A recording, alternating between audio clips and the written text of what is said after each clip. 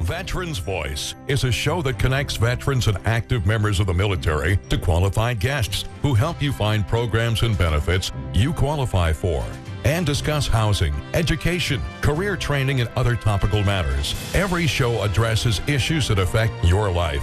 Each week, Veterans Voice will begin with a story from one of our veterans about his or her experiences in the military. We want to thank these veterans for sharing these stories with us. Call in and share your experience. 781-837-4900. And now, a voice from one of our veterans. The very beginning of my enlistment, when I first got to my unit, 1st Battalion, 8th Marines, I went right from there to a bunch of pre-deployment training. While we were on pre-deployment training, we got sent to Louisiana for Hurricane Katrina. We actually were on an air contingency MAGTAF, Marine Air Ground Task Force.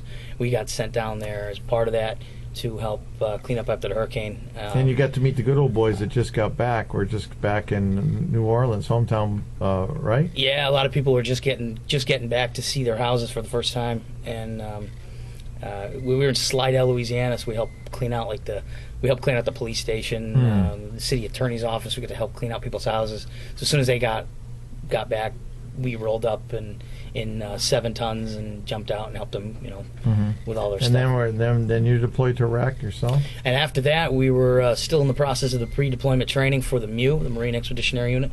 So when that finally kicked off, we went on I was on the USS Iwo Jima, and we pretty much went to France, Italy, Cyprus, United Arab Emirates. We did a med cruise, we responded to the crisis in Lebanon in 2006, and then we actually helped save Anthony Bourdain from Lebanon. Anthony Bourdain, the Travel Channel cook.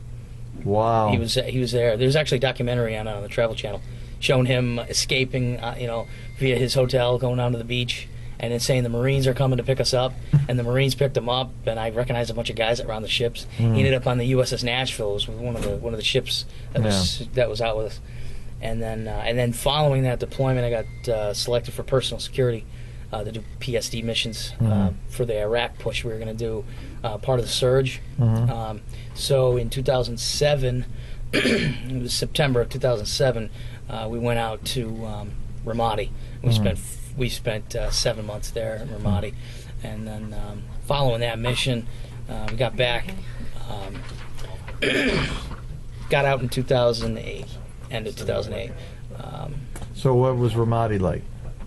Ramadi was blown out. Just about every other building was leveled, bullet holes and everything. The city had toned down significantly since we had gotten there. We denied the enemy movement throughout the city, so they weren't unable to really hit us as much as they were able to hit in the previous years.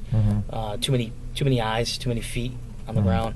And of course we had ridiculous rules of engagement that were designed to impede our movement and our progress. We had chain of command that really wanted to turn the city over to the Iraqi people, so it was kind of...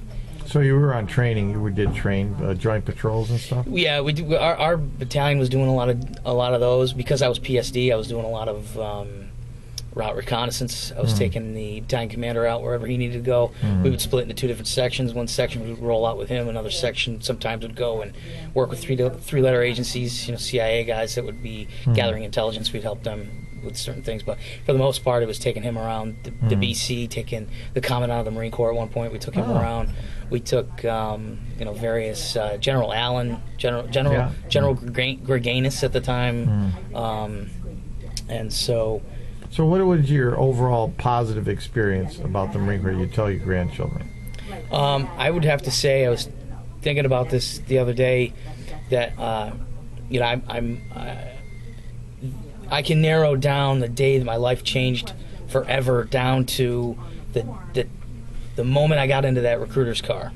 You kind of like the butterfly effect. You can narrow it all down to one point in life where, had I not sat in that guy's passenger seat and gone with him, I don't know where I'd be. I'd be in a different place. Where for the positive, for the worse. I don't know.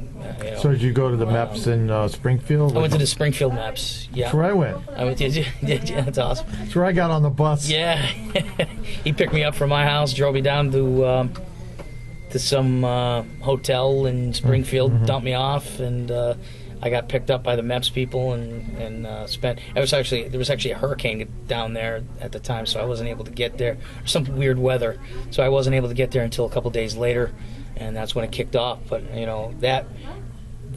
for all the negative and the positive in my life, what I have right now, all the great, wonderful things that I have in my life right now, is all because I stepped into that guy's car. Nothing would be the same had I not gotten into his car. You wouldn't be a vet rep today. I wouldn't be a vet rep. Veterans Employment. Tell us a little bit about being a Veterans Employment representative.